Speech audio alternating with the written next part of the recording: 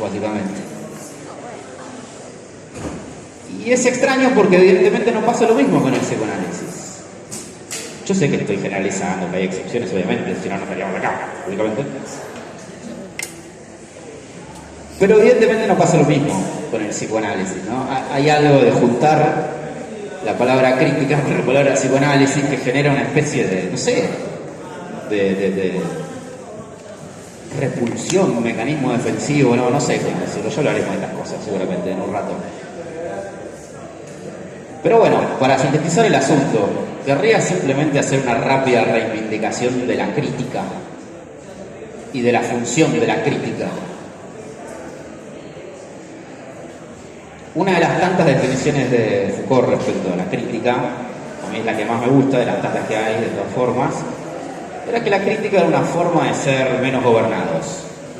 Obviamente no vamos a decir que el psicoanálisis es una forma de gobierno, sería una exageración total a mi juicio. Pero a lo que voy es que hay una función de la crítica.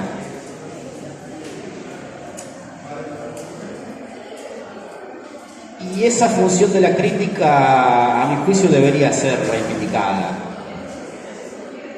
Que bueno, para no entrar en tecnicismos y para hacerla corta,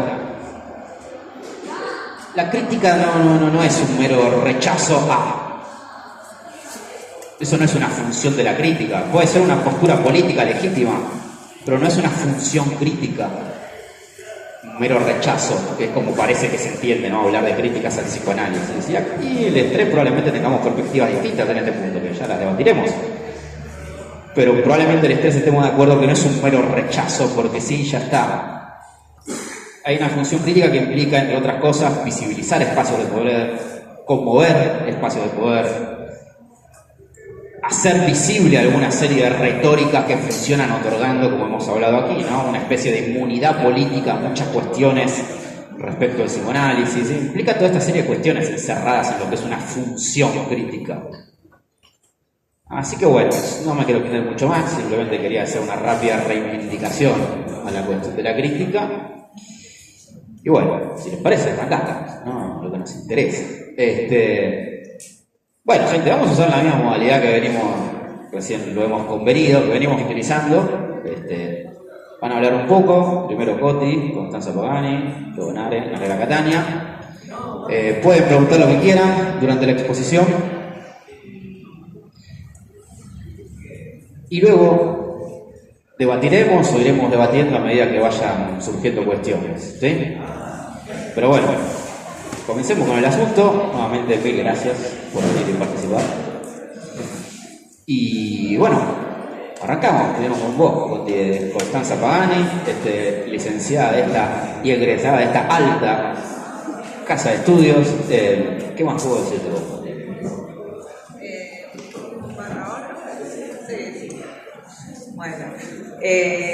Bueno, gracias por el espacio a la gente del sur y también a Mati por la invitación. Bueno, Matías fue mi director de tesis allá por el 2015 cuando me egresé, así que yo me metí en estos temas gracias a él. Estoy infectada así, por el abejonismo. O sea. Él me introdujo al mundo de los estudios de género desde un lugar que yo no me había acercado hasta entonces, y a la crítica al psicoanálisis, cosa que ya tenía ganas de hacer, pero no tenía las herramientas. Actualmente formo parte de un grupo de investigación, Pol Queer, que lo dirige Moira Pérez. Ahí está Juliana, que también forma parte, gracias por venir. Que también muchas de las cosas que voy a decir hoy surgen de ese espacio de construcción de conocimiento y no están todas a nombre propio, ¿no? De hecho, bueno, uno de los textos que subió Mati de violencia epistémica es de Moira. Se los parece chivo, pero se los súper recomiendo. Es una filósofa argentina viva que está produciendo hoy actualmente. Y es un muy buen texto si les interesa el tema de violencia epistémica para recorrer por distintos autores. Ahí hay como un camino mucho más amplio del que yo voy a presentar hoy. Mi idea es hacer como una introducción a la violencia epistémica con unas coordenadas muy puntuales y específicas, porque la idea es que podamos después debatirlo. Yo uso el marco de la violencia epistémica para hacer mi crítica, digamos, no mi crítica, pero digamos, para tratar de articular una crítica hacia el psicoanálisis. Aclaro antes del DRM, que recién lo hablábamos con Naren, o cuando recién nos conocimos, pero ya lo estamos charlando, de que no es una crítica que se dirige nada más hacia lo que escribió Freud en 1800, lo que escribió Lacan en el 50, sino cosas que están pasando hoy y que pasan a manera diaria, no solo en esta facultad, en muchísimas instituciones psicoanalíticas y en espacios de clínica también. Y hacer otra distinción que para mí es importante, de entender que el psicoanálisis no es nada más un dispositivo clínico, sino también es un discurso, ¿no? Que escapa, sale de los muros de esta casa de estudios y genera un vocabulario que está en la masa social, digamos, para pensar, que nos da categorías desde las cuales pensamos y que tenemos completamente inculcadas. Entonces, por eso para mí es importante poder hacer esta crítica y que no basta, bueno, yo articulo con cuestiones de género y mi crítica va fundamentalmente a la idea de diferencia sexual y cómo esta se va articulando en las distintas conceptualizaciones psicoanalíticas y discursos actuales de psicoanálisis, y entender que poder armar es un problema que va más allá de decir estoy a favor o estoy en contra, ¿no? Estoy a favor de los estudios de género, en contra de... Implica un trabajo, porque ya estamos todas las me salen carreras, perdón, estoy con la cabeza un poco, capaz es el embarazo, lo voy a usar, todas las materias que cursamos nos meten un chip que desarticularlo es un trabajo que lleva mucho tiempo y que va más allá de nuestra voluntad individual. Entonces, espero con el marco de violencia epistémica hacer eco de una herramienta que sirve para mí para desandar ese camino. En lo que me voy a enfocar para criticar es que para mí, como les decía, el psicoanálisis articula la idea de diferencia sexual, ya sea a veces desde lo somático, a veces desde lo simbólico, y no voy a adentrarme más en eso, pues cada quien tendrá su postura en relación a eso, pero lo que yo veo es que se arma una matriz de inteligibilidad, que esto quizás lo vieron con Mati cuando vieron Butler, la matriz heterosexual, también hay otra autora, Fausto Sterling, que trabaja este concepto, donde básicamente hay una matriz cognitiva que hace que algunas personas quedemos del lado de lo comprensible, lo normal y lo esperable, y otras del lado de lo anormal y lo patológico. Esto no funciona solo en el psicoanálisis. Esto no funciona solo en el psicoanálisis, sino en muchos marcos epistémicos. Epistémicos me refiero a marcos donde se articulan una serie de premisas que generan determinadas creencias.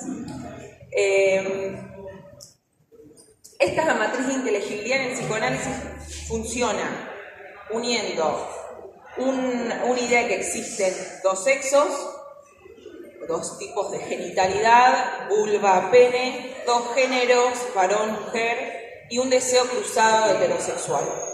Esto no necesariamente aparece así, quizás en Freud sí lo podemos ubicar más fácilmente, en Lacan es más complicado por momentos, pero mi postura, mi interpretación es que esto se encuentra en la mayoría de los desarrollos que hacen los psicoanalistas en la actualidad. Se van concatenando y se arma esta cadena, ¿no? Y a partir de esta cadena, esta matriz de inteligibilidad es donde se articula la violencia. Por violencia epistémica, estoy yendo como un poco rápido porque quiero llegar a esta parte, pero a esto que dije de matriz de inteligibilidad es lo que me refiero con la idea de un psicoanálisis de la diferencia sexual. O sea, un psicoanálisis que reivindica de distintas maneras y bajo distintas estrategias la idea de que la diferencia sexual anatómica existe, y si no existe lo anatómico, existe en lo simbólico de alguna manera, reproduciendo de vuelta esta idea de diferencia entre los sexos. El marco de violencia epistémica es desafiante para mí porque supone una idea de violencia que no es espectacular, es decir, no es algo que uno pueda ver de una manera clara, donde hay una víctima y un perpetrador, donde podemos ubicar un momento preciso en el tiempo donde esto ocurre, sino que es una violencia que es de carácter acumulativo, que la escala, digamos, lo que nos genera cuando lo vemos, nos hace dudar bastante de si es violencia, no es violencia, es complejo. Se vuelve más difusa la idea de violencia como normalmente la comprendemos.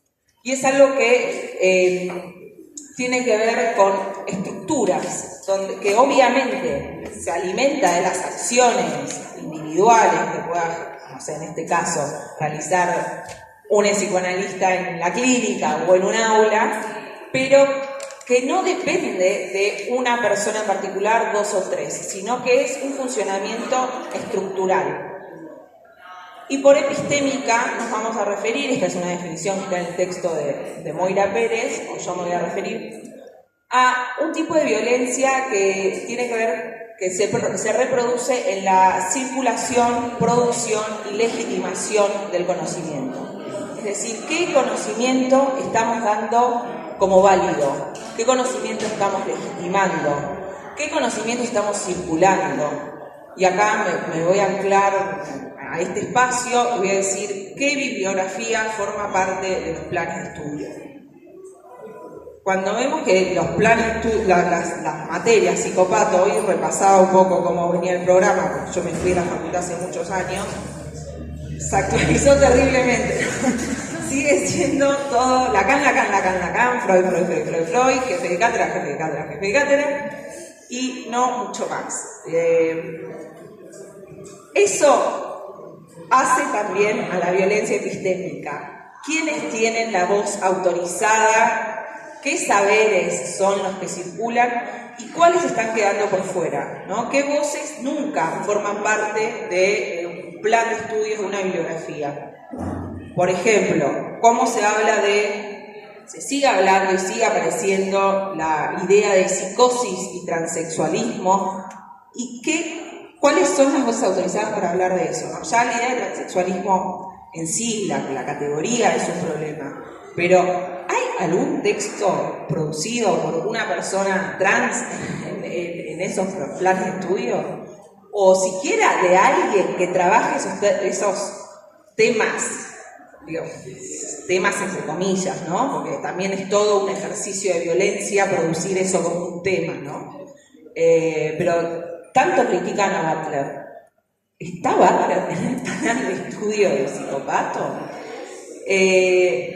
Bueno, eso tiene que ver con la violencia epistémica. Hay distintas maneras que puede tomar la violencia epistémica, no hay una sola modalidad. En el texto van a poder encontrar ahí un amplio catálogo, lamentablemente.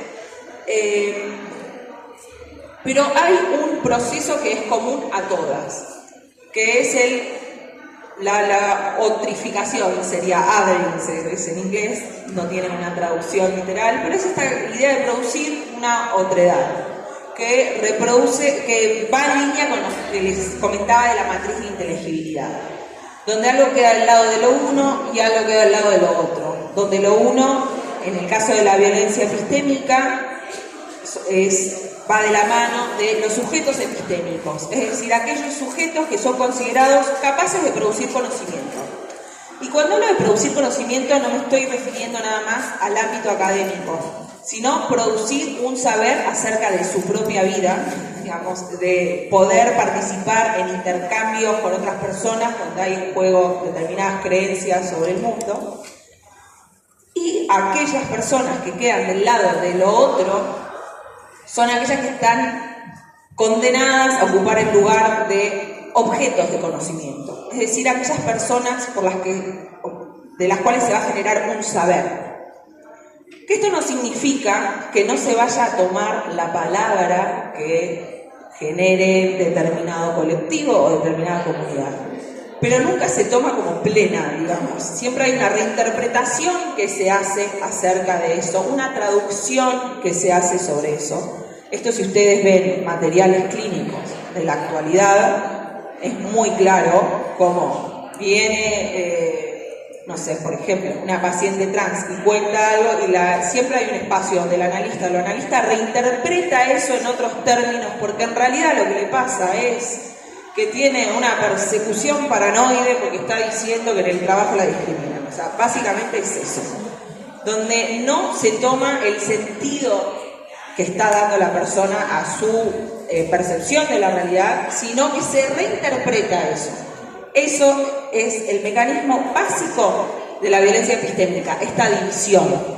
Y estos roles son infranqueables, es decir, que quienes ocupan el lugar de sujetos epistémicos siempre ocupan ese lugar, y quienes ocupan el lugar de objetos siempre ocupan ese lugar. Si hay un desplazamiento en eso, se produce una crisis en el sistema de creencias, porque si hay un desplazamiento en eso, seguramente las personas que quedaron en este lugar de lo otro van a poner en cuestión y van a criticar todo ese otro sistema de creencias que se viene sosteniendo hace años. Voy a leerles una cita, si la encuentro.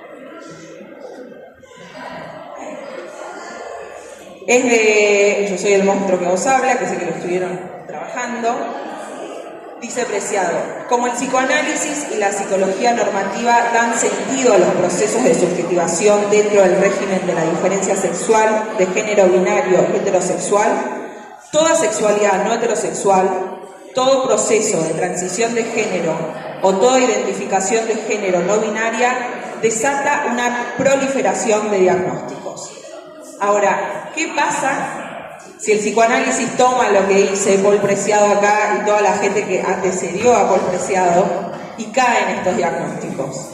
Obviamente hay una crisis del sistema, porque muy poco sobreviviría a la arquitectura conceptual del psicoanálisis de la diferencia sexual o hegemónico, como prefieran llamarlo.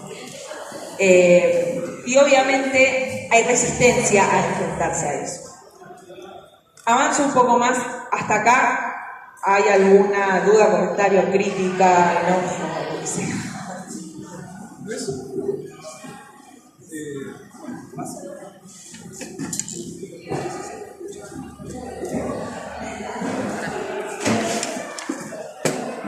Solamente una pregunta que también se me había armado en el primer encuentro. ¿Querés acercarte un poco más? Dale.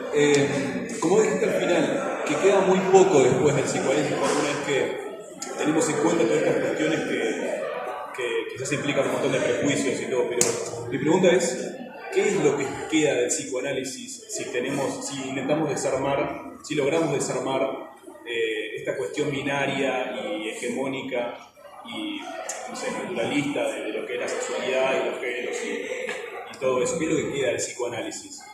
Esa es mi pregunta. Gracias. Esa es una pregunta que yo me hice durante mucho tiempo y yo no llegué a ninguna conclusión y decidí no dedicarme al psicoanálisis y no encargarme ni de producir ni de estudiar más que para criticar a la teoría psicoanalítica. Pero me parece una muy buena pregunta y que seguramente ahora paso el micrófono para que hable Mati Nare a ver cuál es la suya.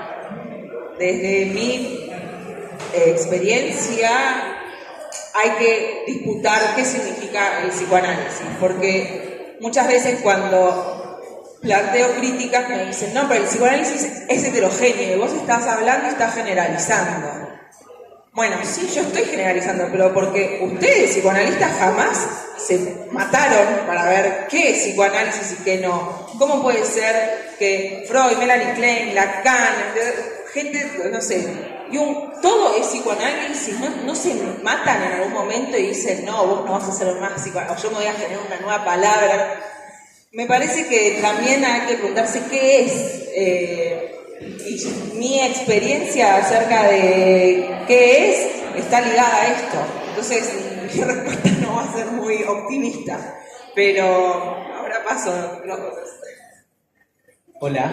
Bueno, yo tengo una propuesta en relación a eso de qué quedaría, pero lo voy a conversar en un ratito, así no le saco tiempo a Coti, pero lo vamos a conversar. Para mí quedaría un psicoanálisis más potente.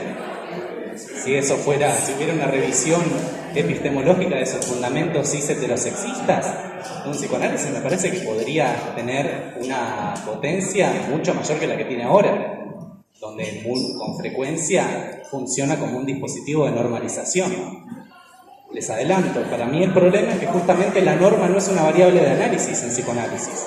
Se rechaza de que haya una normativa que produce unos modos de subjetivación sexuados particulares según un régimen político de la cis heterosexualidad.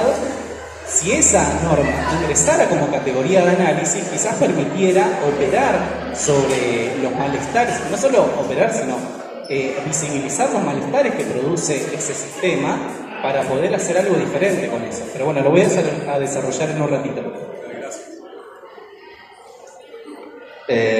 Bueno, voy a tratar de ser sintético, lo cual, como saben, me cuesta horrores, pero lo voy a hacer esta vez. Después, cuando nos circula un poco más la palabra, debatimos más sobre el tema, obviamente, pero yo pienso la pregunta en términos distintos, que es una pregunta muy válida, obviamente. Yo lo que me pregunto más es cómo pensar o imaginar un psicoanálisis desinstitucionalizado, en el sentido de que para mí el gran problema, bueno, esto lo he dicho igual, lo he dicho varias veces aquí, pero el gran problema para mí, en estos términos muy generales, obviamente, no hablar del psicoanálisis, pero bueno, es la institución psicoanalítica. Cuando digo la institución psicoanalítica, lo digo en términos materiales y por lo que Robert Castle entendía como la institución del psicoanálisis en el psicoanalismo. Es decir, ¿qué quedaría del psicoanálisis sin escuelas psicoanalíticas? ¿Qué quedaría del psicoanálisis una vez que haya otra forma de transmisión que no implique la forma de transmisión tradicional más ligada a una especie de transmisión de la palabra verdadera, cual oráculo griego hacia sus discípulos? Esto lo digo pensando también en lo que es la historia del psicoanálisis, ¿no? Sobre todo porque, digamos, desde su fundación con Freud ha funcionado así, pero que bueno, desde el gran apogeo del psicoanálisis lacaniano, post década del 50 también, la historia del psicoanálisis es la historia de los vaivenes institucionales. Yo lo pienso más en esos términos. Creo que una estrategia para, no sé, reconfigurar las relaciones de poder, que igual son inmanentes, ¿no?, a cualquier tipo de dispositivo clínico en este caso, yo creo que también tienen que ver con eso, con algo ligado a lo que es el psicoanálisis como institución, que implica un poco lo que decías vos, a mi juicio, digo, ¿no? Lo que decía Coti recién, que es esto de, bueno, la disputa por qué es psicoanálisis. Eso es una disputa en términos políticos, básicamente. Digo, en esta facultad, en esta facultad y en todos lados, no solo en esta facultad, ¿verdad? Claro. Pero bueno, escuchar todo el tiempo, decir, bueno, eso que dice fulano, mengano, es una porquería, está mal, pero eso no es psicoanálisis. Y hay una especie de, bueno, disputa constante por quién define qué es el psicoanálisis, que creo que es un poco también lo que vos estabas comentando recién. Hay unas voces que han sido históricamente excluidas por el psicoanálisis, por el dispositivo psicoanalítico, respecto a la disputa por qué es el psicoanálisis, qué es una práctica psicoanalítica. Y eso es algo que a mi juicio se ve en las instituciones, en los hospitales, en las escuelas psicoanalíticas, acá adentro ni hablar, etcétera, etcétera. No me extiendo más, así sigues. Gracias. Bueno, qué bueno. Después cuando hablemos, sigo avanzo mientras sobre eso. Espero que haya servido la respuesta. Sobre todo la de Nari y la demás.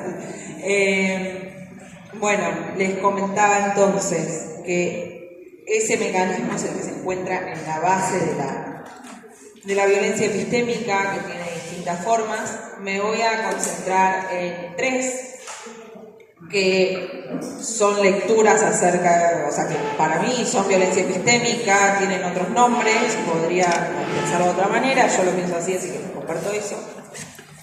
Uno es el concepto de injusticia epistémica, es de una epistemóloga llamada Miranda Fricker, y ella habla de cómo se articula la violencia en 2 tipos de intercambios epistémicos que tenemos todo el tiempo. Uno es el testimonio, dar testimonio, y dar testimonio no es un juicio, sino puede ser un intercambio común y corriente, ya que estamos hablando de psicoanálisis, podemos pensarlo en el dispositivo clínico, eso sería una práctica de testimonio.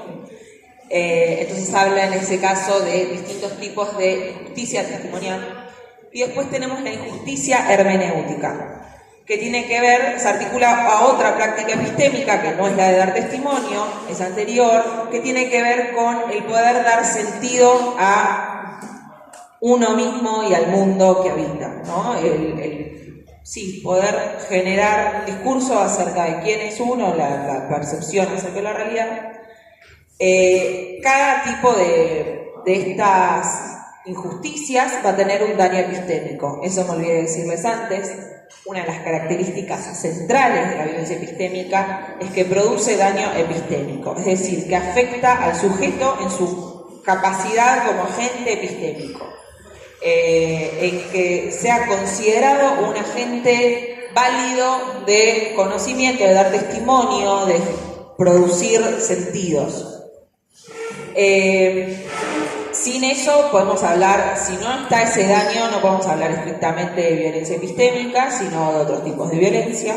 Es importante como aprender, es un trabajo y lleva tiempo, pero poder ver cuál es la especificidad de este tipo de violencia, porque si no todo pasa a ser violencia epistémica y ya deja de ser una categoría que nos sirve para hacer una crítica, ¿no? Les comentaba, injusticia testimonial. Tiene que ver con que una persona, con que circula un prejuicio identitario acerca de la identidad de una persona, una comunidad, un grupo de personas, ¿no? Entonces, como está circulando ese prejuicio, yo, si una persona, no sé, ahora, perdón, estoy un poco desorganizada, voy a robar, no, voy a seguir. Después me pueden diagnosticar, Bueno, les decía, entonces puedo no creerle a alguien porque tiene determinada identidad, le voy a creer menos, entonces voy a generar un déficit de credibilidad. Y acá voy a decir lo que quería decir antes. Antes Nare nombró la cuestión del cisexismo, que va en línea con la idea de diferencia sexual. O sea, el cisexismo se sostiene también en la idea de que existe una diferencia sexual y que hay una correspondencia de determinada genitalidad con determinado género. Entonces ahí tenemos lo trans, ¿no? Que aparece en tantas mesas de debate. Esto históricamente funcionó así. Está la gente normal, digamos, con identidad de género normal, ni siquiera con identidad de género, o sea, personas normales, mujeres, varones, y por otro lado, las personas trans. En un ejercicio de promover, digamos, su propia agenda, restituir la agencia epistémica, los colectivos trans, las comunidades trans, generaron una nueva palabra que es cis. Esta palabra cis viene a nombrar lo normal, que es lo que mencionaba recién Narela, donde lo normal nunca pareciera que necesita ser nombrado, ni estudiado, ni analizado, porque es lo que es. Entonces, el término cis viene un poco a esta idea de lo uno y lo otro en relación a este tema, ponerlo en crisis. Y decir, basta de lo normal y lo normal, sino que hay dos posibilidades, O sos una persona cis o sos una persona trans. Y con eso cae la idea de lo normal y lo anormal. Y entra en crisis la idea, por ejemplo, de diagnósticos de perversión o psicosis en base a no inscripción, por ejemplo, del significante del nombre del padre, por poner un ejemplo. Entonces, en la injusticia testimonial, retomo, podemos pensar que hablando de ese sexismo, ¿no? Que las personas trans en el psicoanálisis, en la historia del psicoanálisis, tanto en dispositivos psicoanalíticos clínicos como en los discursos que genera a nivel epistémico, digamos la teoría psicoanalítica en sí, han padecido históricamente un déficit de credibilidad. Y donde les decía que este déficit de credibilidad puede tomar distintas formas, no solamente anular la palabra, sino tener que reinterpretarla, tener que traducirla, digamos, a los términos que a la teoría psicoanalítica le quedan cómodos para seguir sosteniendo el mismo discurso.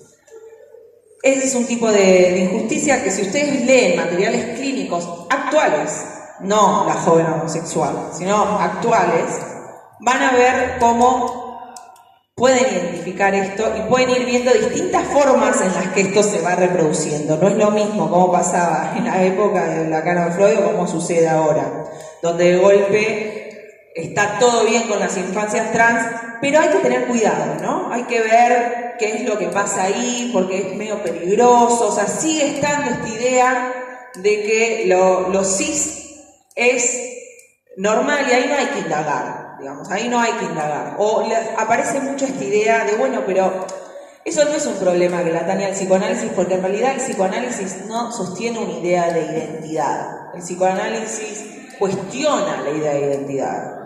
Bueno, yo quiero que ustedes se fijen en el uso de pronombres. Ustedes habrán ido a espacios clínicos. Generalmente no hay misgendering, digamos, hacia las personas cis, sí lo hay constantemente hacia las personas trans, y ahí aparece todo un cuestionamiento de por qué se usa determinado pronombre o no, y si eso es una negación de no sé qué, o por la envidia de no sé cuánto. Se pone en marcha toda una maquinaria y un cuestionamiento que no sucede cuando una persona cis utiliza sus pronombres habitualmente, ¿no? Voy dando así como ejemplos para que no quede en el aire. Y paso entonces a la otra forma de injusticia epistémica, que es la injusticia hermenéutica. Y esto tiene que ver con lo que les decía, hay un déficit acá de inteligibilidad. Es decir, que siempre las personas, por un prejuicio identitario que pertenecen a determinada comunidad, van a ser como marcadas como raras, difíciles de comprender. Su palabra no va a ser tomada plenamente, y esto lo podemos pensar, yo porque quiero enfocarme en cisexismo, pero lo podemos pensar en relación a las personas que tienen diagnósticos de psicosis, por ejemplo. No es algo que atañe nada más a cuestiones de género, son marcos para poder pensar múltiples problemas. No es algo que fue diseñado para pensar psicoanálisis y género, estos marcos son pensados para distintos temas. Esta es la propuesta que traigo yo en relación al psicoanálisis, donde, bueno, lo que yo veo es que todo lo que no sea heterosexual y lo que no sea cis sigue teniendo este lugar de menor inteligibilidad, menor comprensión. Y todo esto se sostiene a pesar de que cada vez hay más eventos donde se menciona el género, la cuestión de género, la época actual, las nuevas identidades, y bueno, muchos títulos muy polémicos. Y uno podría pensar, bueno, se empieza a interesar el psicoanálisis por cambiar las cosas, ¿no? El psicoanálisis de la diferencia sexual. Pero en mi experiencia, en esos eventos y en esas mesas de discusión y de debate, muchas veces son utilizadas para reafirmar las mismas premisas de siempre. Y esto lo asocio con un concepto de otra persona que trabaja en epistemología, se llama José Medina, que es de ignorancia activa. Que él habla de que la ignorancia activa no es una ignorancia común y corriente. Uno puede ignorar determinado tema, pero frente a la información que te dan, cambiás tu perspectiva, corregís tus errores y, digamos, articulás un nuevo esquema.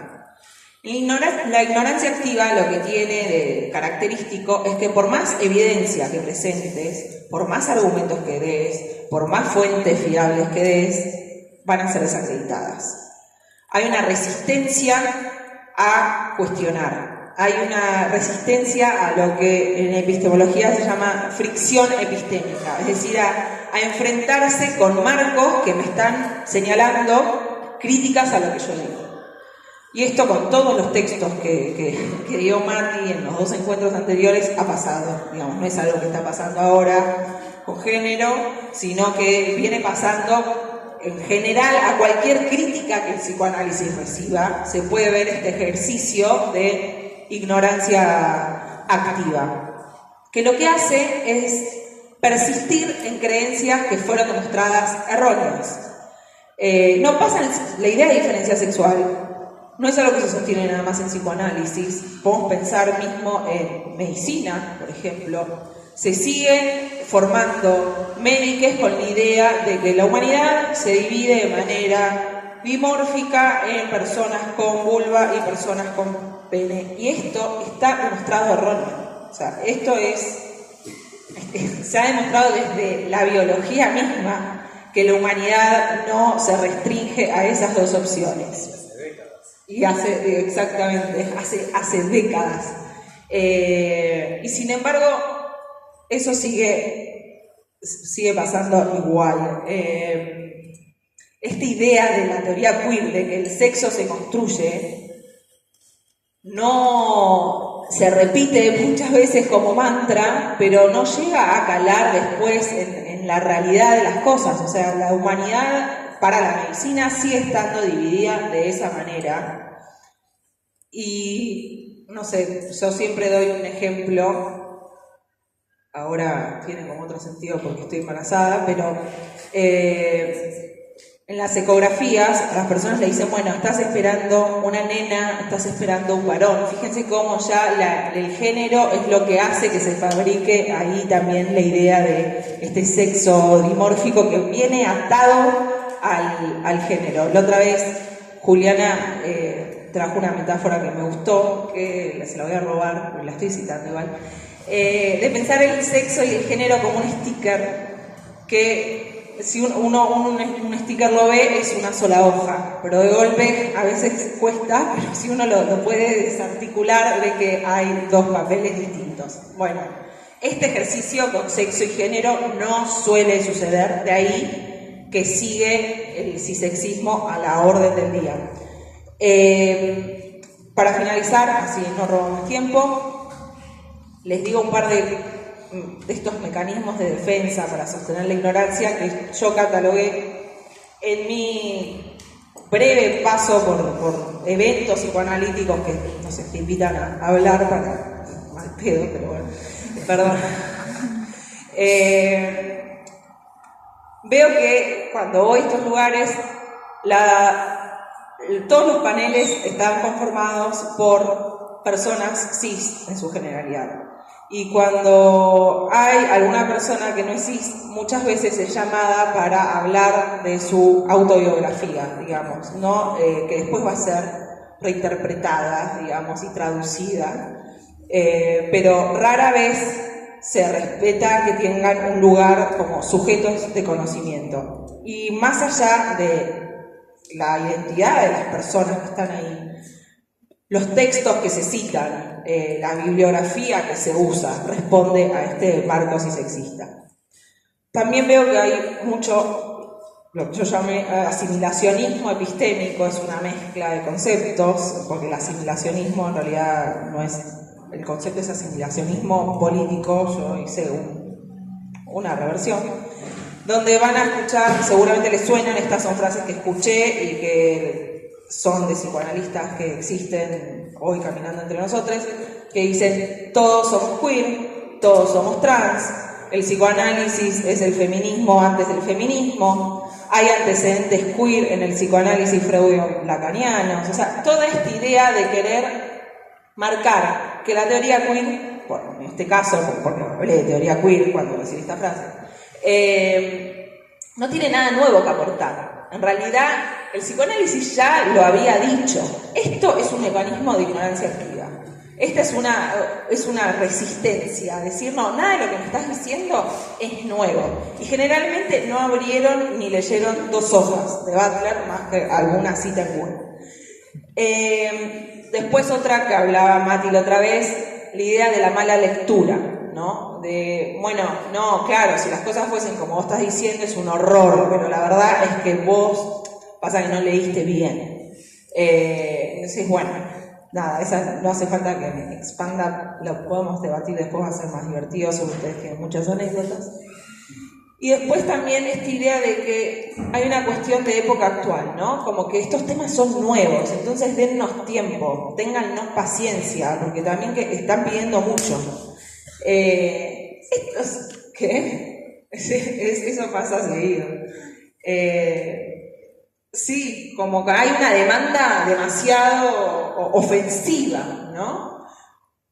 Cuando en el psicoanálisis empezaron a circular términos como transexualismo, digamos, fueron las mismas ciencias biomédicas, entre las cuales está el psicoanálisis, quienes generaron todo este vocabulario que hoy mismo siguen usando, a pesar de todos los cuestionamientos que hay y todos los señalamientos críticos que hay al respecto.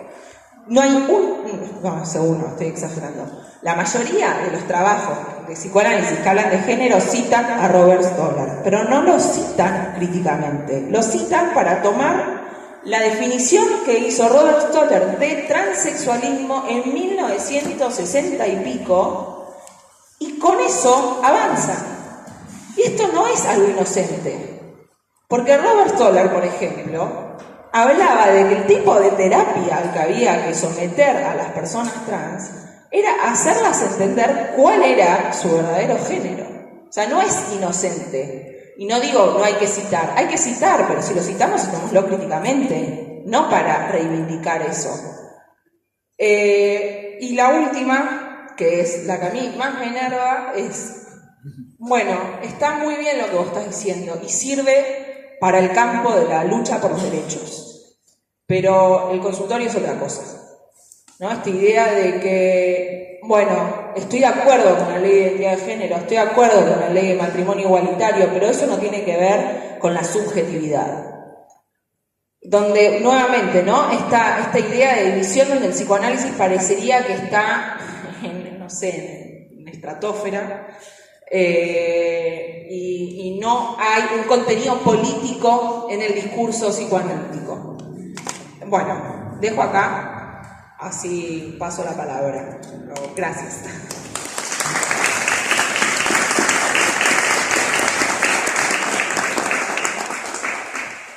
Antes de que empiece yo, ¿comentarios o preguntas de lo que dijo Constanza? ¿No? Después, sí, muy bien. Contamos cosas. Bueno, yo preparé algo, pero también quiero responder un poco a lo que trajeron Mati y Constanza, así que bueno, voy a irme echando un poquito las dos cosas. ¿Qué problema cuestionar el cisexismo en una teoría que rechaza el uso de género, que desmiente todo el tiempo que se usa el concepto de género? ¿Lo han escuchado esto? Nosotros no trabajamos con género, nosotros trabajamos con sexuación. El género es imaginario, el sexo es lo real, el goce es lo real. Con género no trabajamos, eso es del campo político, eso es de luchas sociales, no tiene nada que ver con lo que hacemos nosotros. Bueno, ese es un argumento muy común. Yo la escuché a Constanza una vez que presentó críticas al psicoanálisis, estas críticas en un foros del campo lacaniano, ¿era? Del foro mediterráneo del campo lacaniano. Bueno, y una de las respuestas de alguien que participaba fue, pero eso de la patologización ya no pasa. Hace 30 años que ya no pasa. Y si alguien es normativo, no es psicoanalista. O sea, todos estos mecanismos de defensa que trae Constanza son de manual, son muy comunes como respuestas defensivas para no poder poner en revisión una teoría. Un montón de problemas. Otro problema es el que no se considere que el psicoanálisis es una teoría, que está atravesado por una epistemología, o sea, un sistema articulado de conceptos que tiene unos fundamentos que nunca se explicitan, porque si hay algo que caracteriza al campo del psicoanálisis es la falta de consenso. Agarren un puñado de psicoanalistas al azar, júntenlos en una habitación, denles un papel con una hoja para que definan inconsciente, pulsión, síntoma, dirección de la cura y definición del psicoanálisis. Muy probablemente las respuestas sean todas distintas, porque no hay fundamentos claros. El goce, por ejemplo, ¿qué es el goce? Cada psicoanalista tiene una versión diferente de eso. Sin embargo, hay algo que es transversal, que lo que trae Constanza, que es el fundamento en la epistemología de la diferencia sexual, ya sea, como planteaba, en términos anatómicos o en términos simbólicos, pero de alguna manera aparece esta idea de que solo hay dos posibilidades, o macho o hembra, ¿no? Y que eso va a estar en la base de la construcción que luego se haga de la sexualidad.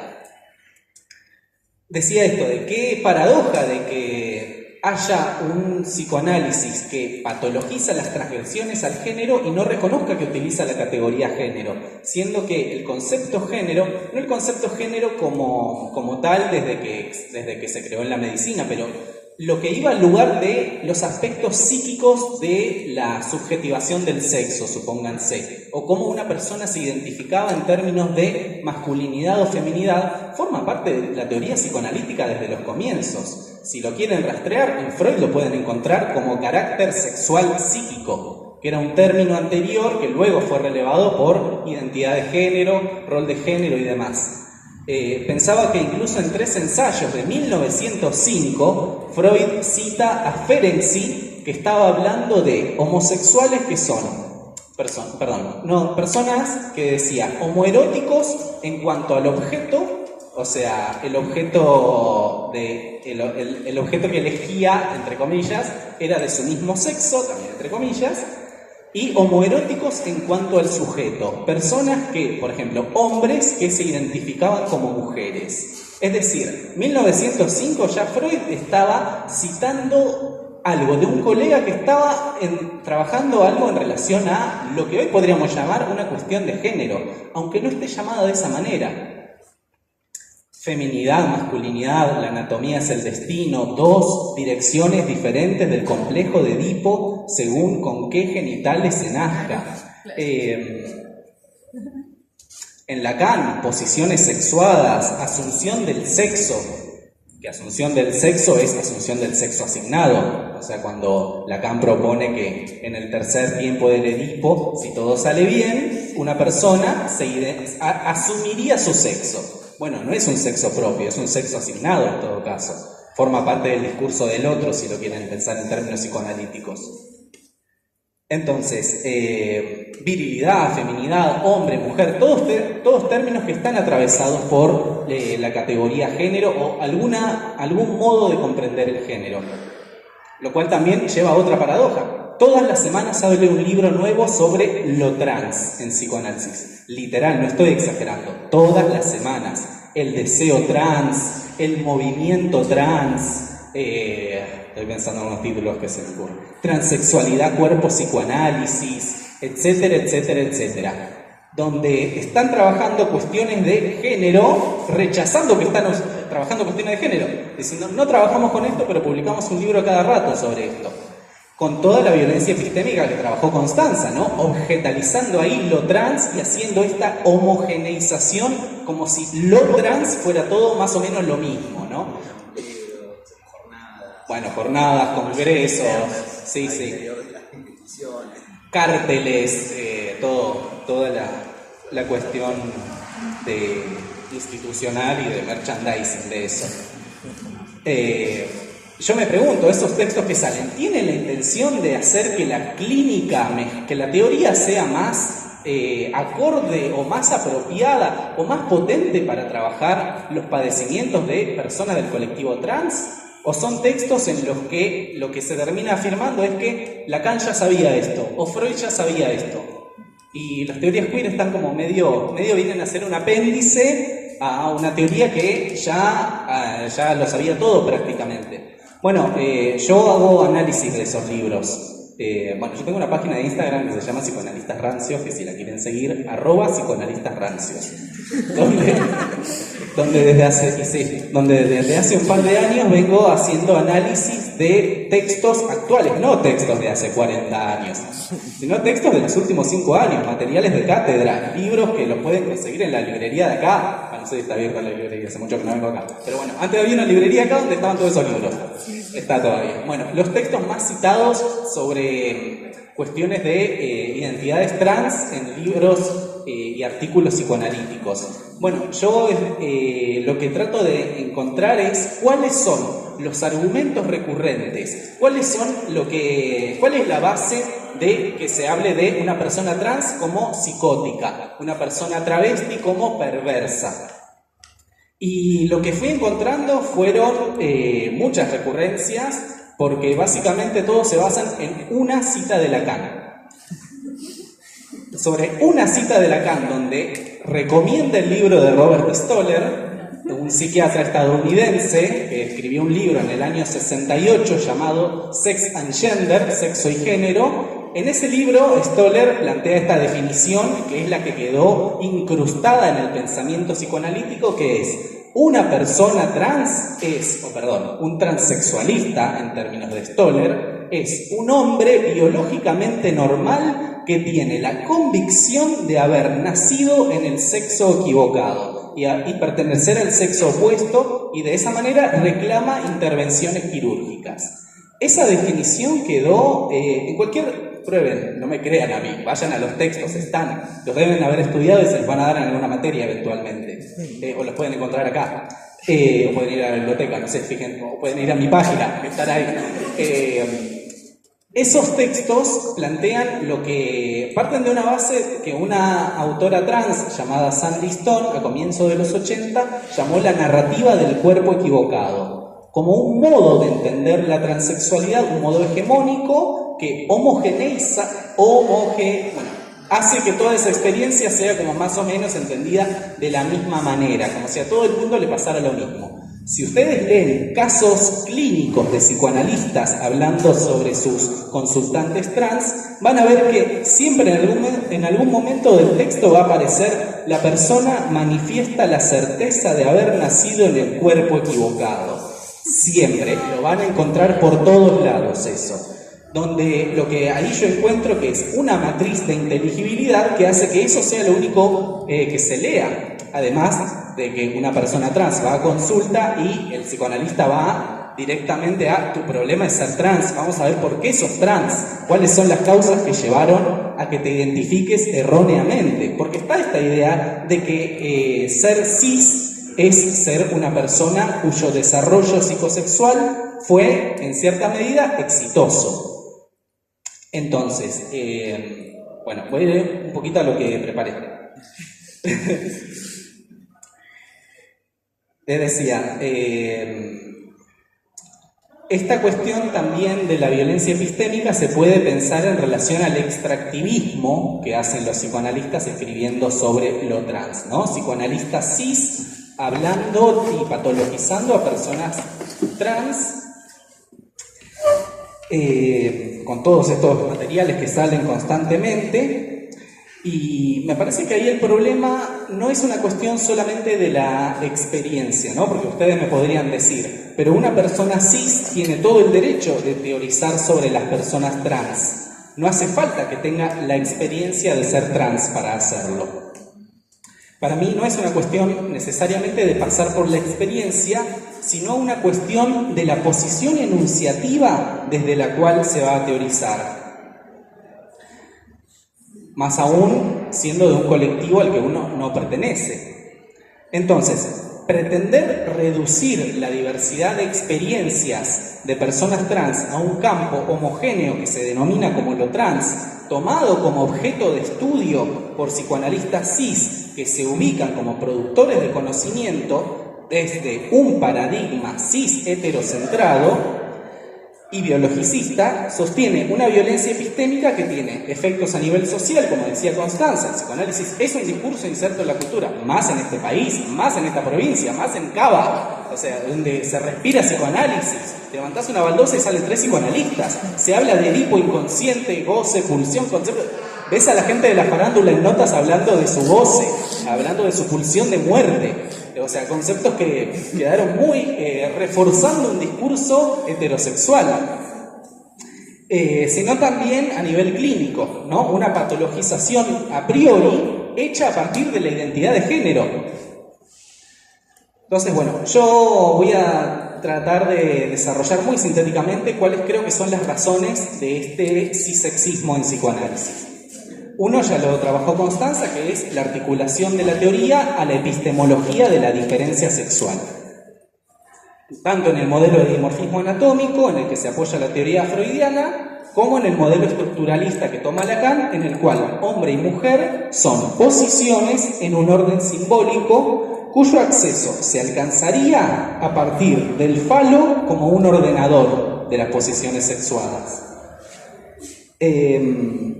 Por otro lado, hay una falta enorme y muy notable de estudios en psicoanálisis acerca de las transformaciones históricas que ha tenido el concepto de sexo, lo que lleva a que el sexo anatómico binario sea naturalizado, es decir, que permanezca incuestionado. No van a encontrar, yo lo busqué, si ustedes se encuentran después me los pasan, textos de psicoanalistas que historicen o hagan una genealogía del concepto sexo. Se toma como que el sexo es lo real, ¿no? Esta es un sintagma que a mí me encanta porque se repite todo el tiempo. Ustedes agarren textos de psicoanalistas freudo-millerianos o freudo-lacanianos hablando de género, van a encontrar todo el tiempo, bueno, el género es imaginario, pero el sexo es lo real. ¿Y qué se está planteando con lo real? Porque no es el registro lacaniano de lo real, ¿no? Lo real como imposible, lógico, sino lo real entendido en términos materiales, como el cuerpo anatómico. Entonces, para mí esta idea de el sexo es lo real, que es como un toco madera, ¿no? ¿Vieron cuando uno pierde cierta, tiene alguna incertidumbre o demás? Bueno, toco madera. Es eso, es aferrarse a algo que se siente como una base natural y firme, que es un sexo binario. Para mí, el sexo es lo real o lo real del sexo es un modo sofisticado de decir la naturaleza los hizo macho y hembra, ¿no? Ustedes podrán identificarse como quieran y bueno, ahora hay sexuaciones singulares porque ha caído el nombre del padre. Ya no rige la norma del falo. Ahora todos son mutantes. Ahora cada uno con su goce único, singular, irrepetible y que está absolutamente desconectado del sistema social en el que una persona se inserta y crece y se identifica. Les voy a leer una cita. Desde un titular de cátedra de esta facultad, Osvaldo Delgado, entiendo que sigue vivo, sí. De este año, sí, sigue vivo. Es de una entrevista que le hicieron, de la cátedra de psicoanálisis, si no me equivoco, de una de las cátedras. ¿Ya dejó de ser titular? Bueno, está bien. Bueno, ok. Les leo, dice: efectivamente, para el psicoanálisis no hay género. No existe el género, ni masculino, ni femenino, ni travesti, ni transexual. No existe el género. Cada uno en forma singular tiene una posición sexuada. Cada uno en forma singular tiene una posición sexuada por una fijación infantil y por efecto de identificaciones. Y cada posición sexuada es absolutamente singular. No existen dos personas en el mundo que tengan una misma posición sexuada. Para el psicoanálisis es así, es radicalmente singular. ¿Cómo les gusta decir singular? Quiero dejar de decir singular. Pero ven, no sé si advierten el problema. La sexuación singular a partir de identificaciones ¿Y no hay una normatividad que ordene esas identificaciones? Si cada uno es absolutamente singular, ¿por qué hay tanta gente cis? ¿Por qué hay tanta gente heterosexual? O sea, para mí no es como llamativo que haya personas trans, para mí es llamativo que haya tanta gente cis. ¿Por qué todo el mundo es heterosexual? ¿Por qué gran parte de las personas son heterosexuales? Quizás hay un mecanismo de poder que produce que haya esta gestión del deseo y de las identificaciones. Bueno, este es el problema del rechazo del concepto género como categoría de análisis.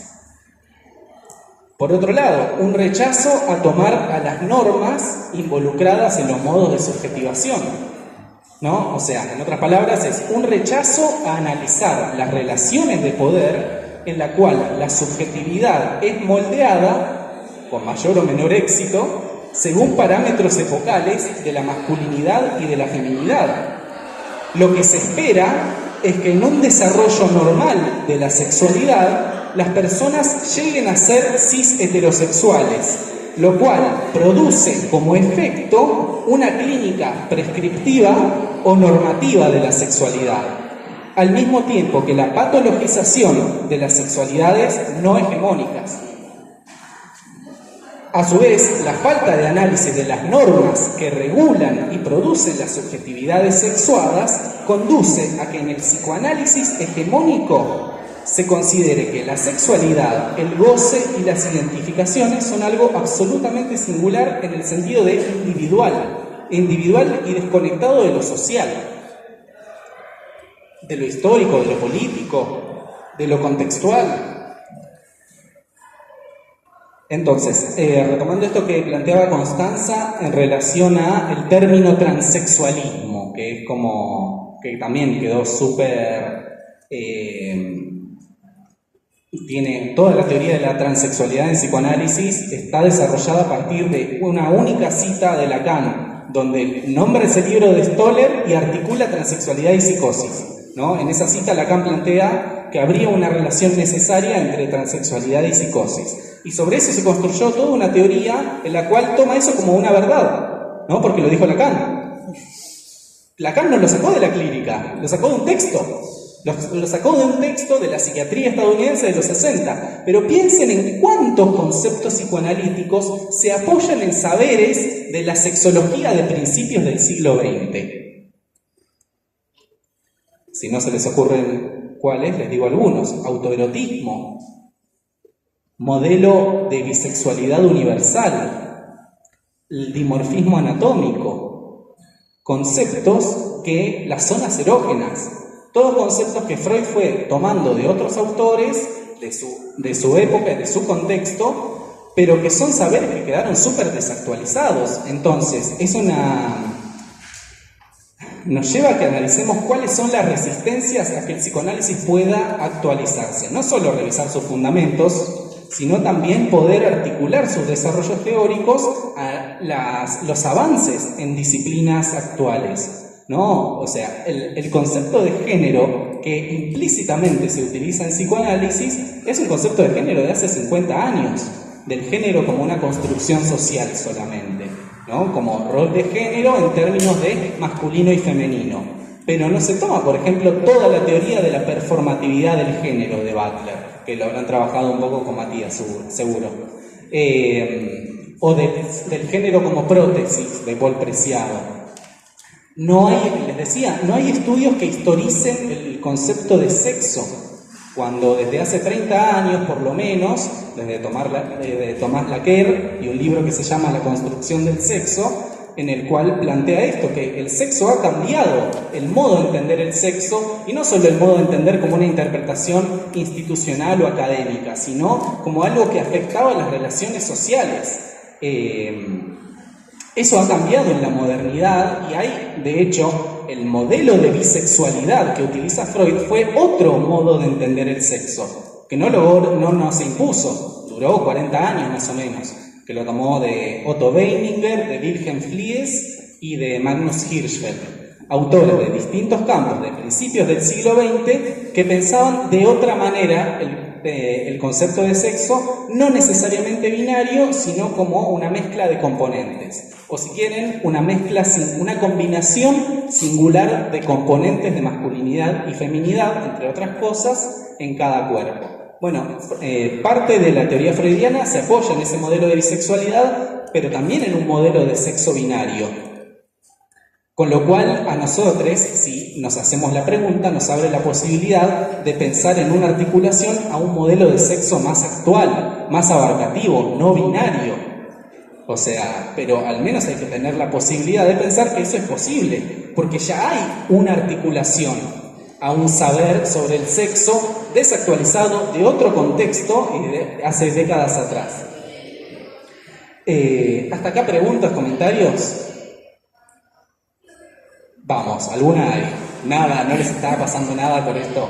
No están pensando nada, no se les ocurrió nada. Esa equivalencia. Toma el micrófono, así sale la grabación.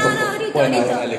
Es curiosa esa forma en la que se desliza el sentido de singularidad y pasa a ser individualidad, digamos, y que ahí no hay un blanqueamiento o una explicitación, perdón, de que ahí hay un movimiento analítico, digamos. Pasar de pensar lo singular a pensarlo como individual no es lo mismo. Sí, tal cual. Pasa que hay una romantización de la singularidad. Y eso me parece que es el problema que está en la base de que no se pueda tener en cuenta las relaciones de poder. Porque si cada uno es una absoluta singularidad, ¿para qué importaría el sistema en el que estás inmerso? O quizás es un refuerzo del individualismo también. Bueno, se articula también... Un ideal de época. Tal cual, del individualismo, y se articula el problema de la responsabilidad subjetiva y un montón de otros problemas también. Pero me parece que es parte de una posición también biologicista, que es pensar que uno está como una subjetividad pura dentro de un cuerpo biológico y lo que sucede en ese cuerpo biológico es el efecto, es el foco privilegiado de los síntomas, ¿no? Por ejemplo, la pulsión, el goce, pero entendidos como fenómenos, como epifenómenos, como fenómenos endógenos desde adentro del cuerpo, y que eso es lo más singular que hay. Por eso se rechaza el concepto de género, porque lo más singular se entiende que es el goce, o sea, y como algo, como una marca propia que forma parte del cuerpo desde el nacimiento. Por eso es lo más singular. Adelante. ¿Querés agarrar el micrófono? Sí, pero para que salga en la grabación, porque esto después va a estar en YouTube. Sí, dale. Si llega.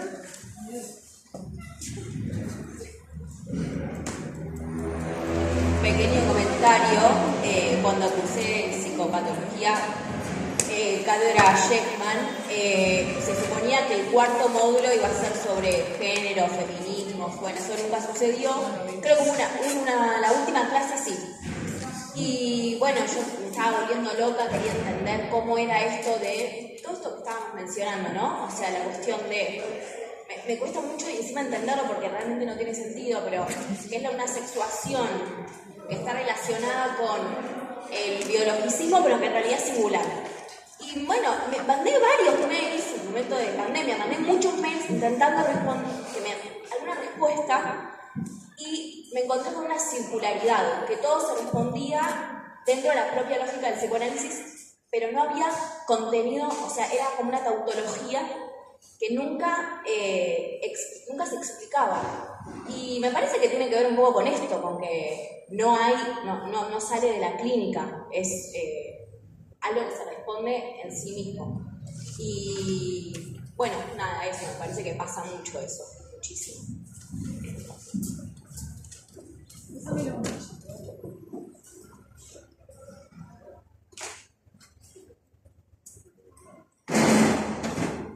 Bueno, yo quería contar que también hice Psicopato Sheckman. Cuando la hice, que fue en pandemia, dijeron que iban a agregar cosas de género, pero bueno, no tuvieron tiempo porque aparte de la pandemia no se entendía bien cómo hacerlo y demás.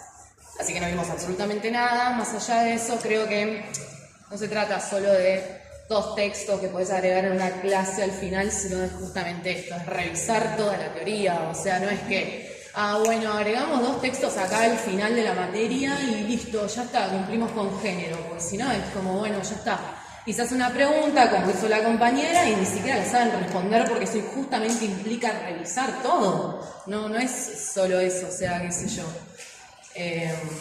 Tengo varios ejemplos capaz para el final, no solo con Sheikman, sino con otras materias así de este estilo que está bueno que comentemos, está bueno que empezamos a debatir esto, a cuestionar, así como hizo la compañera, a preguntarle a los profesores y a las profesoras, che, ¿qué onda esto? ¿Qué pasa? ¿Por qué lo estamos viendo? Porque si no es como, bueno, sí, la verdad es que esto es una cagada, es viejo, listo, ya está, y queda ahí. Pero seguimos viendo lo mismo desde... No, en este caso no, tiene un texto escrito ese mismo año. Yo le preguntaba, pero si son 2 posiciones, ¿entonces por qué es singular? Y si es singular, ¿por qué es singular? Claro, está autológico lo que dije. Claro. Era una cosa que era autoexplicativa, entonces digo, pero No dicen nada, al final no terminan respondiendo nada. Sí, claro. Ahí sí que un poquito me resigné, bueno, me da ganas. No, es que termina pasando eso, una se termina resignando justamente. Claro. Me di cuenta de que me interesaba lo que tenía para decir, porque no estaba haciendo nada. Claro. Bueno, gracias.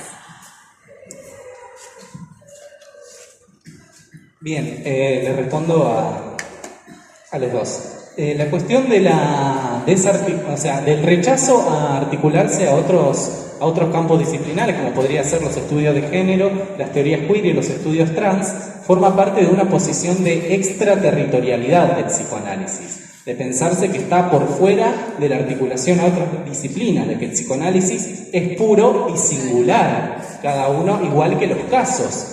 Y me parece que eso se puede desmentir totalmente en cualquier autor psicoanalítico como Freud o Lacan, por ejemplo. Fíjense cuántos conceptos Freud toma de otros autores, de otros saberes, cuántas disciplinas está articuladas. En la teoría de Lacan también. Entonces, incluso el concepto de transexualidad no lo sacó de la clínica. No es que Lacan estaba escuchando a una persona y dijo, esto es transexualismo, lo voy a nombrar en el seminario. O que Freud estaba escuchando a alguien y dijo, esto es el modelo de bisexualidad universal, ¿no? O sea, eso ya lo venían planteando otros autores. Entonces, si ya hay articulaciones con desarrollos de estudios sobre sexualidad, ¿por qué no podría haber con desarrollos novedosos ahora?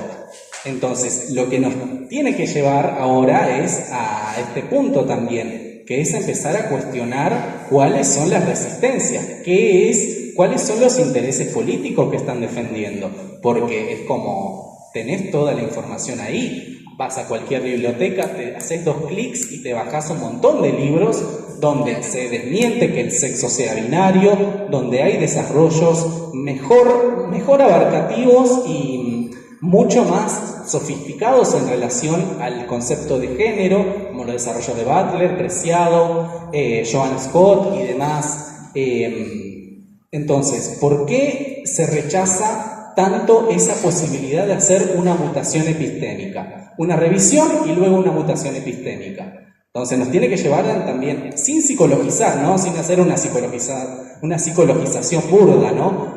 Como decir, bueno, pero están sosteniendo al padre, ¿no? O sea, no caer en esa, hacer una interpretación edípica después de eso, de por qué hacen eso. Sino de empezar a analizar cuáles son las violencias epistémicas. Me encanta ese concepto porque articula muy bien saber y poder, ¿no? O sea, desde ese saber, ¿cuál es el poder que están sosteniendo? ¿Qué posición de privilegio están sosteniendo? ¿Qué orden están defendiendo? Porque no es ingenuo defender que hay 2 sexos o que solo hay posición macho y hembra, ¿no? O lado hombre o lado mujer.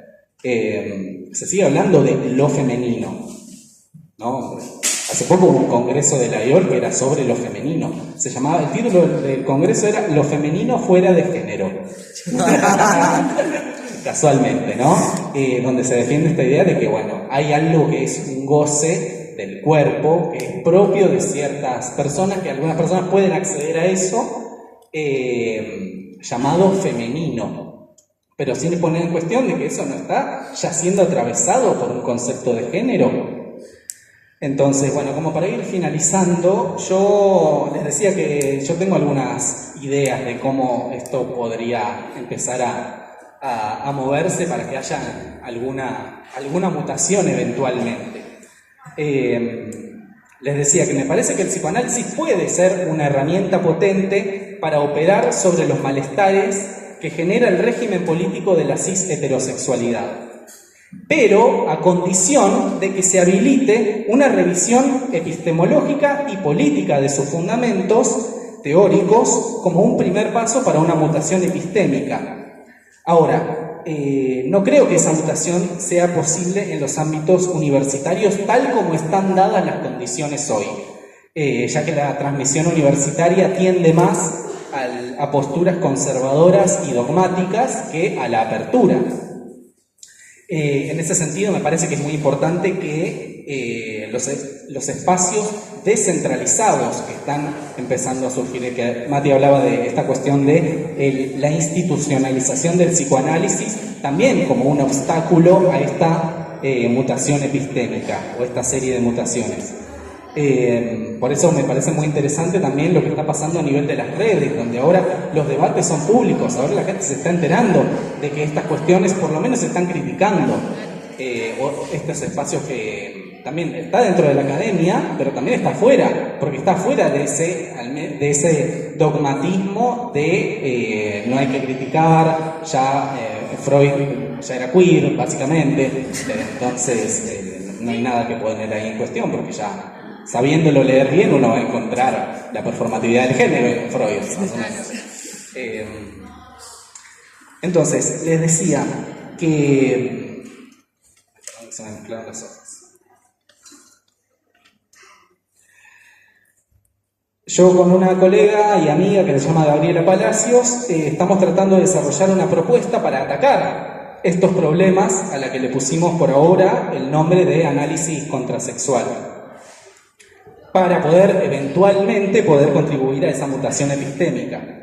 Para eso nos apoyamos tanto en desarrollos de psicoanalistas que ya vienen haciendo estas críticas, porque no es que a ningún psicoanalista se le ha ocurrido nunca plantear la crítica a la epistemología de la diferencia sexual en psicoanálisis, o a las lógicas binarias en las cuales se construyó la teoría de la masculinidad y la feminidad. Por ejemplo, Ana María Fernández desde los 90, y desde antes también ya viene haciendo eso, por ejemplo, pero no es una autora tan leída. Si no cursan Introducción a los Estudios de Género o grupos, me parece, por ahí probablemente no lean algún texto de ella. Pero sin embargo es una autora que ya venía haciendo estas críticas al psicoanálisis. De hecho, en la crítica que hizo Preciado a la complicidad del psicoanálisis con la epistemología de la diferencia sexual, también Ana María la venía planteando desde hace unos años. Entonces, pero obviamente no resonó tanto porque no es española, europea, o sea, es una sudaca. Entonces, Tamía Ayoub, también otro autor que podría recomendar, pero también de Judith Butler, Paul Preciado, y de los estudios trans, como mencionaba Constanza, a Moira Pérez, también a Blas Radi, a Constanza, tiene algunos textos y unas presentaciones donde ataca estos problemas, no lo hace desde el psicoanálisis, pero tomando como objeto de estudio el psicoanálisis, que eso me parece fundamental, que empecemos a tomar al psicoanálisis como un objeto de estudio para poder ponerlo en cuestión. Entonces, me parece que sería fundamental articular el psicoanálisis a un modelo de sexo que no sea binario. Por ejemplo, el sexo como continuo o el sexo como espectro, que lo propone la bióloga Anne Fausto Sterling en un libro que ya tiene 20 años que se llama Cuerpos Sexuados, que es un modelo que se aleja del modelo de dimorfismo anatómico. Por otra parte, incluir a las normas y al poder productivo como variables de análisis. O sea, si el psicoanálisis hegemónico practica una clínica normativa, es precisamente porque rechaza el análisis de las normativas. Tanto las normativas que atraviesan la teoría, como los malestares que generan las normativas en la subjetividad de las personas. Entonces, el psicoanálisis, si toma en cuenta las normativas, podría ser una herramienta de intervención para los síntomas de la norma, es decir, los malestares que generan las normas, tanto en las personas que responden a los mandatos de la hegemonía, como en personas que se encuentran en posiciones subalternizadas, ¿no? Cuerpos abyectos, personas que están en el campo de la abyección, diría Butler, no sé si vieron algo de eso, pero bueno, también Butler plantea eso, ¿no? cual la matriz de inteligibilidad heterosexual, ¿qué es lo que deja en el campo de lo abyecto, de lo que está invisibilizado o que negado o que ni siquiera puede tener un lugar conceptualmente? Piensen en todo lo que no puede tener un lugar conceptualmente en el psicoanálisis tal como está hoy.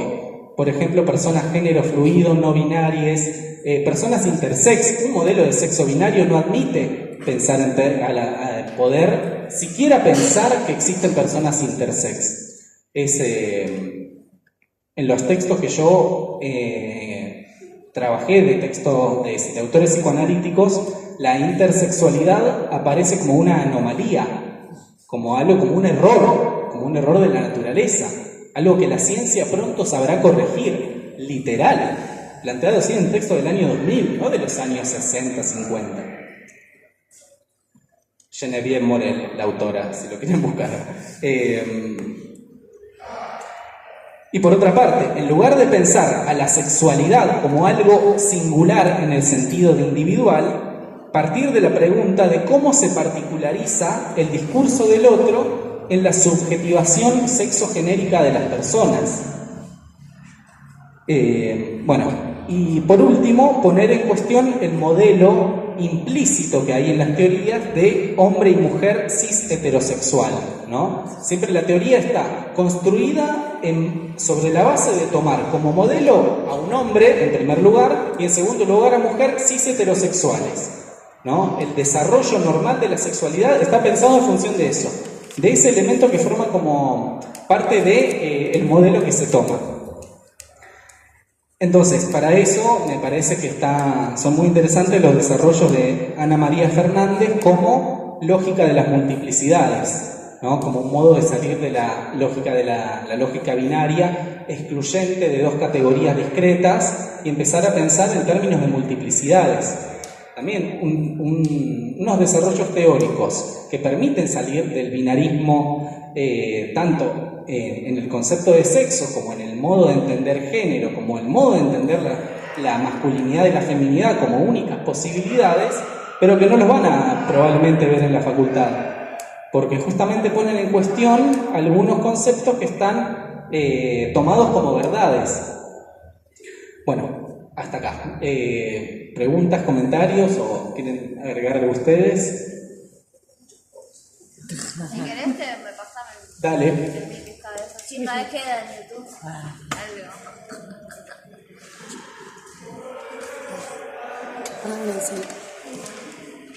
Dos cosas iba a decir. Una que planteaste recién, o sea, justamente Ana María Fernández plantea la episteme de lo mismo, ¿no? Le hace equivaler al hombre como idéntico a sí mismo. Y de ahí viene justamente,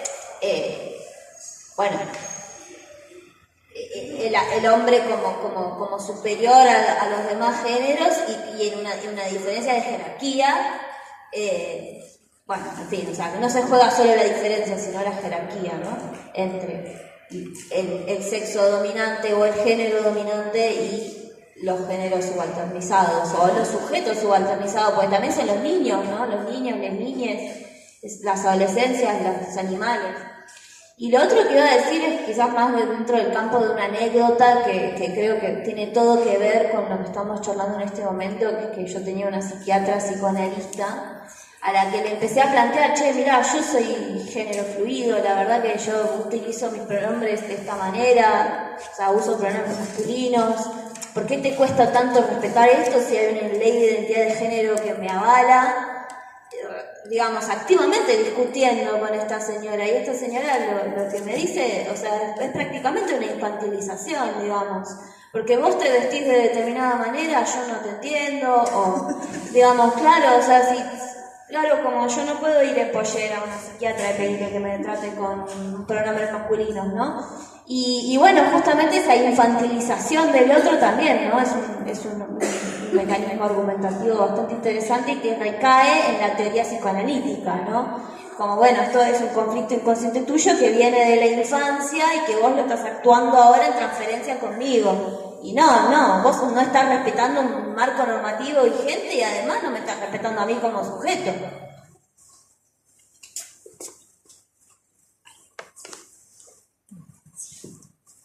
Bueno.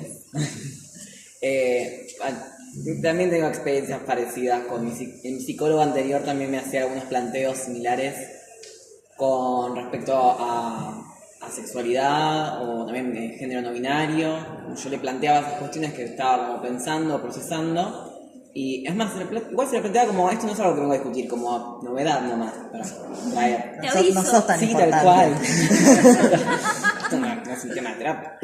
Pero bueno, como que cuando vos contabas esto, como hay conceptos que no encajan en la teoría y el chabón no sabía dónde meterlo, entonces lo tiraba como una cuestión medio de infantilización y es como, bueno, vos acá estás como queriendo, no sé, estás como entre medio de categorías, no querés que la gente te defina, estás escapando del otro, de cómo el otro te ve, y es como, no hay mucho como el otro. Pero bueno, salvando todas esas cosas, me quedé con la pregunta, que me acordé recién, de qué pasa cuando está la ignorancia activa en una discusión, cómo podemos desarmarla o si tenemos que escapar de ahí, cómo la encaramos. Porque pasa además en cualquier discusión, hasta cuando se nace en familia, o sea, cuando llegas a ese momento, ¿qué haces con el otro? Porque supongo que va a pasar mucho cuando queramos desarmar estas cuestiones del psicoanálisis o de la psicología en general.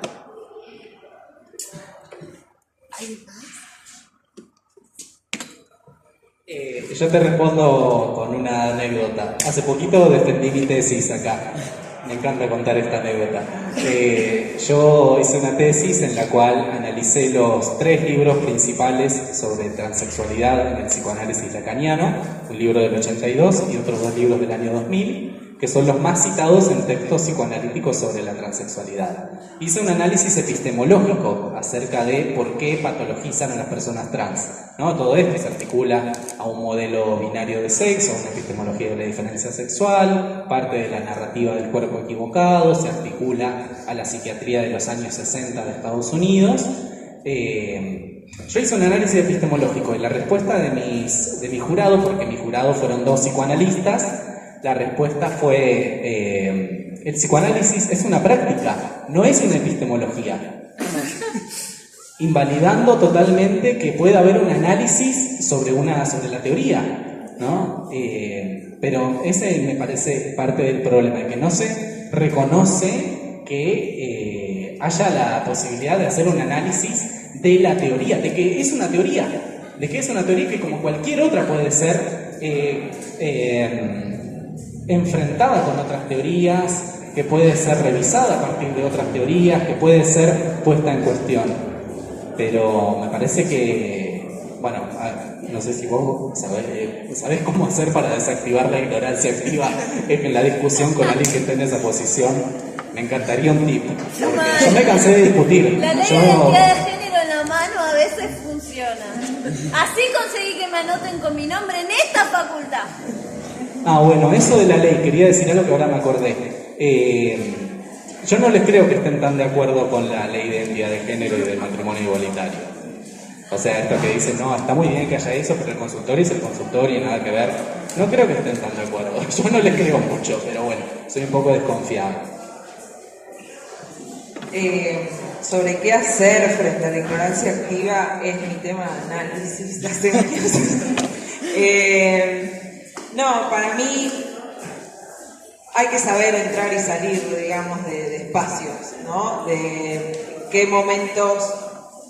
Tiene un costo también discutir, ¿no? Sobre todo entendiendo que en la facultad hay una relación de poder de docentes y alumnos. Entonces, primero, ver en qué situación vale la pena y en cuál no, porque afecta las trayectorias, digamos, que tenemos como personas. No es lo mismo la trayectoria de una persona cis en la facultad que la trayectoria de una persona trans que tiene que hacer quilombo para que la llamen por el nombre que corresponde y usen los programas que corresponden. Y me parece importantísimo que se generen espacios de resistencia. Este espacio en esta facultad tiene un peso importante. Entonces, tratar de gestar estos lugares y estos mecanismos con la mayor cantidad de gente posible y ahí hacer resistencia buscando teoría, buscando leyes, buscando distintas herramientas que puedan servir. Pero también saber que uno no puede estar siempre dando, bueno, este ya es como consejo, ¿no? Uno no siempre puede estar dando batalla, ¿no? Ver cuándo sí, cuándo no, con quiénes y qué interlocutores vale la pena tener, ¿no? O sea, vale la pena quedarse 20 años discutiendo con Sheckman o avanzar y después no puedo decir lo que quiero decir porque si me digan mal se está grabando, pero después le vas a devolver todo de otra manera, ¿no? Y articulando con otra gente y en otros espacios. Pero justamente por eso no es algo que se pueda desactivar, lamentablemente. Pero sí, todo lo que se puede incomodar y no tenga un costo muy alto, yo lo recomiendo así.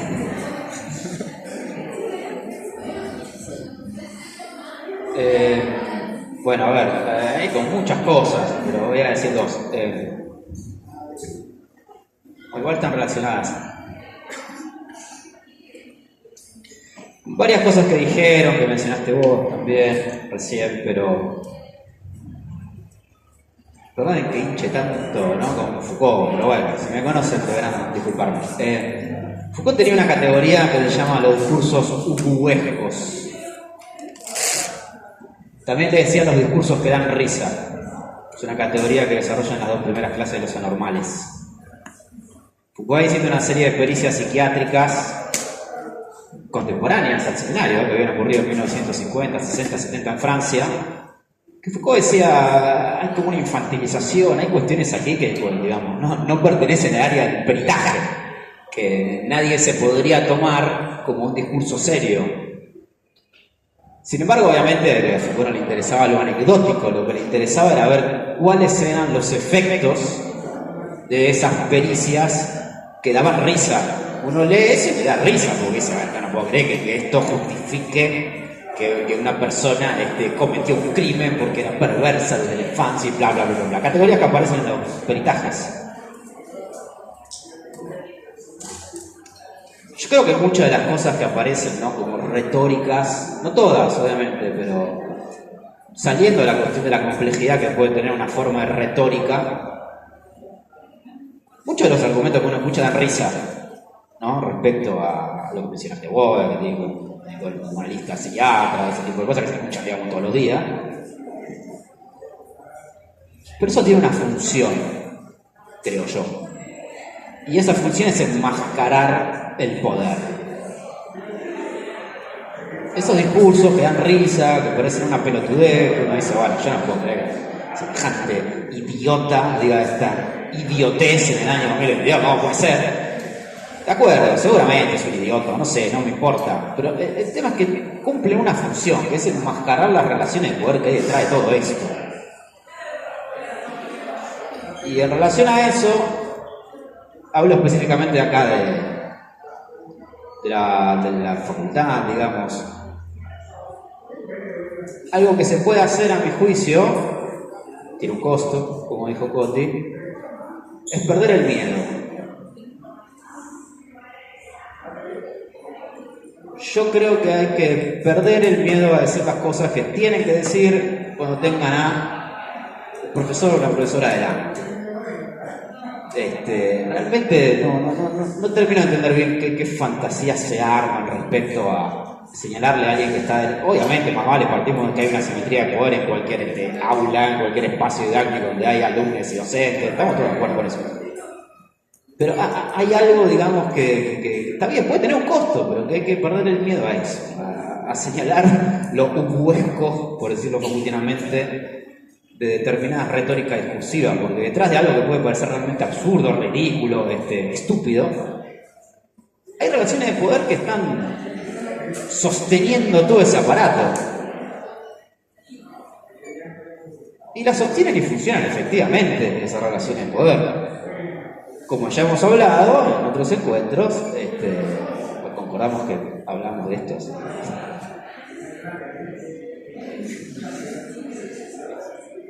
Estoy viendo consenso. Estas relaciones, digamos, este tipo de discursos sostienen retóricas y producen efectos, ¿no? De docentes, analistas, titulares de cátedra, de materias que no son cuatrimestrales, que digamos tienen algunos casos judicializados por abuso y acoso, en otros casos acusaciones muy serias realmente que han entrado al caso del protocolo contra la violencia de género en esta facultad y que básicamente son cajoneadas sistemáticamente. Me hago cargo de lo que digo yo, lo estoy diciendo yo. Y no crean que son cuestiones que están separadas, que por un lado están estos discursos que dan risa, o al menos en el juicio, ¿no? Estos discursos que dan risa, estas pavadas que uno escucha esto en la facultad, que se cansa, ¿no? De escuchar un poco lo que decía, algo de cansa, ¿no? Bueno, al menos yo desde hace 12 años acá no se cansa de escuchar estas estupideces sistemáticamente que se repiten cual eterno retorno nietzscheano. Todo el tiempo escucha esto y dice, ¿cómo puede ser esto? Seguimos en esta. Pero yo coincido en algo, ¿no? Que decías vos, Coti, hay una cuestión estructural, ¿no? Hay una violencia estructural, sin dudas. Yo personalmente creo que la única forma de tratar de empezar a desarmarla es, en principio, visibilizando estas cuestiones. Y acá adentro las tienen que, a mi juicio, las tienen que visibilizar ustedes, en principio. A mi juicio. Porque no tienen que confiar ni en los docentes, ni en nosotros que estamos acá, ni en nadie. Tiene que salir de ustedes eso, a mi juicio. Bueno, eso.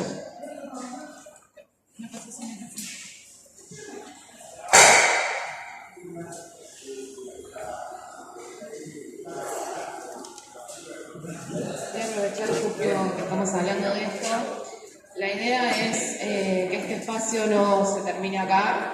Iba a usar esto como cierre, pero ya que estamos hablando de esto, voy a aprovechar. Un poco lo que estamos pensando es juntarnos como compañeros, empezar a cuestionar lo que estamos viendo, compartirnos, no sé, qué sé yo, lo que veamos en tal materia, lo que estamos pensando, che, esto, mirá, estamos viendo esto. Juntarnos, no sé, hacer grupos de lectura, recomendarnos libros, digo, lo interesante es que no se termina acá, digamos, y listo, ya está, esto fue unas críticas al psicoanálisis de una vez que se hizo, cuando hacía frío, y ya está.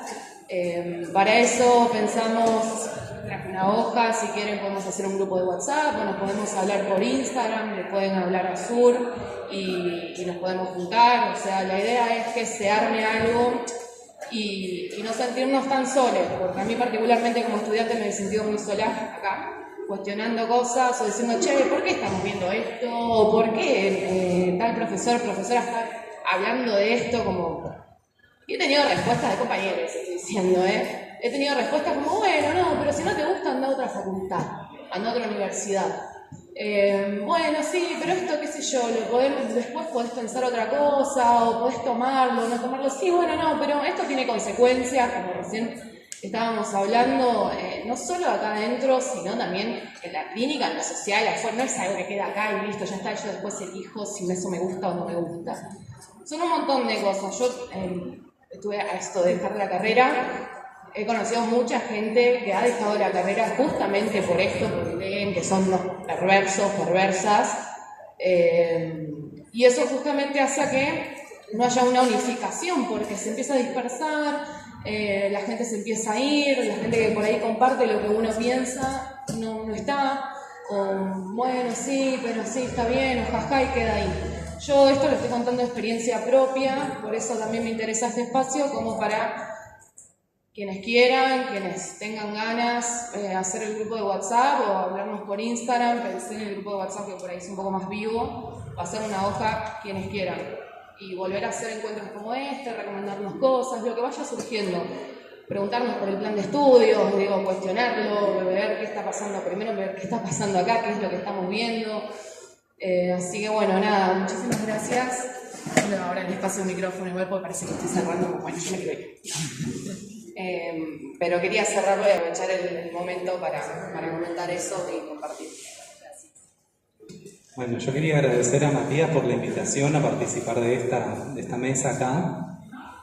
Y también coincido en que es re importante que no nos quedemos solo con los materiales que nos ofrece la facultad, porque muchas veces están muy desactualizados, tienen todos estos sesgos, entonces a veces las dinámicas de las cursadas tan intensas no dejan tiempo a poder leer otras cosas, pero es importante también hacer el esfuerzo de poder pensar que hay otros materiales que uno puede buscar agenciarse de manera autodidacta, también puede ser, o con otros, para no quedarse solo con los discursos que circulan acá, que hay un programa que está muy desactualizado, un programa que no se ha actualizado en décadas, donde los textos más o menos son los mismos. Yo no creo que haya cambiado mucho desde cuando yo cursé la carrera hace unos años, o cuando Matías cursó la carrera hace unos años.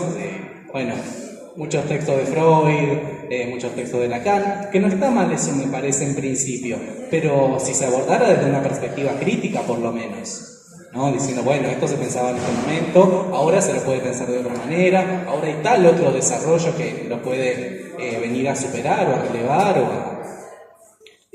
o a plantear alguna novedad respecto de eso. Así que, bueno, eso quería decir. Y me parece que además el tema del extractivismo cis que se hace en psicoanálisis, de teorizar sobre lo trans, muchas veces patologizando, aunque sea de una manera más solapada, o en un librito que tiene la banderita trans, pero después te hablan de la transexualidad como psicosis, aun cuando las palabras que usen sean un poquito más elegidas, porque ya se están dando cuenta que no queda bien decir que todas las personas trans son psicóticas.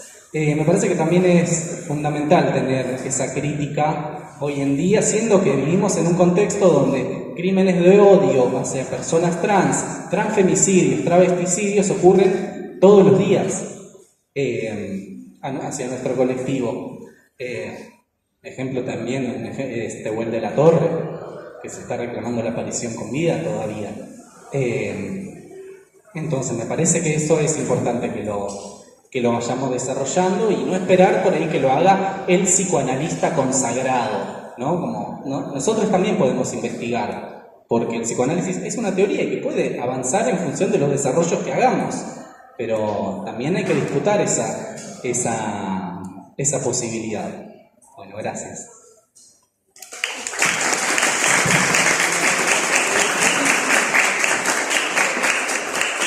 Bueno, yo por último, bueno, ya agradecí el espacio, las participaciones.